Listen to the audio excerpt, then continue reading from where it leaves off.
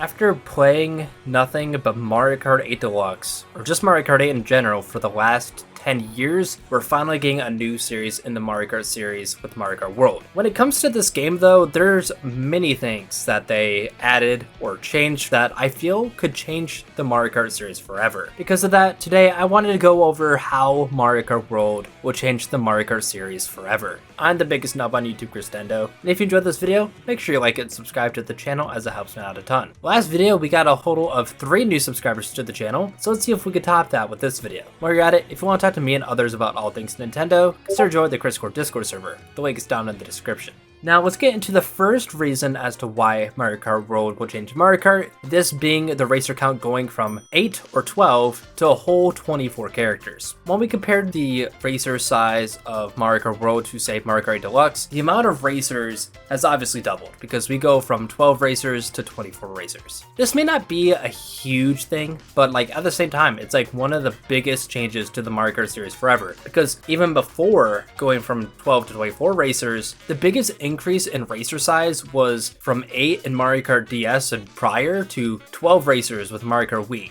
So the fact that Mario Kart World is doubling the amount of racers on the track at the same time is crazy. This leads to races probably being a lot more hectic, way more items bouncing around and just flooding the tracks, and just the track sizes in general having to get bigger in size, because with there being so many more racers, the tracks have to be bigger as well to accommodate for that many racers. While racer size increases isn't the biggest thing, the next couple things, which I'll be grouping together, are quite huge for the Mario Kart series, because with Mario Kart World, you're now able to do charge jumps, as well as grind on rails and drive on walls, which is absolutely insane. Starting off with charge jumps, this essentially allows you to trick without having to go off ramps. It allows you to avoid items that are maybe ahead of you, and just in general be able to gain a little boost by obviously tricking. Now another thing you could do with charge jumping is lead this into a rail grind, where essentially you'll be able to drive on rails and gain a boost that way. This kind of reminds me of Sonic All-Star Racing. Like, this feels like directly from Sonic All-Star Racing, or just a Sonic game in general, so just seeing a Mario Kart game doing this is honestly just kind of crazy. But this is significant though, because if you're rail grinding or you're doing a charge jump, you can go from the ground or from the rail onto driving on a wall. And this in a way is kind of like a replacement for anti-gravity, but at the same time, it's not anti-gravity. But this leads to there just being so much potential with shortcuts and just optimizing your routes when you're playing on a track, because there's just so many more routes that are possible now thanks to the help of charge jumping, rail grinding, and being able to drive on walls. Like, these features, they don't seem super big on their own, but when you combine them together, and if you think about the grand scheme of things, these are huge changes for Mario Kart, and will definitely change the tech with Mario Kart World. And this next thing is what I think is the biggest change to the Mario Kart series. This obviously being that this game is one big open world. I know at this point all of us are super sick of open world games, because everyone is doing it at this point, but just seeing a Mario Kart game that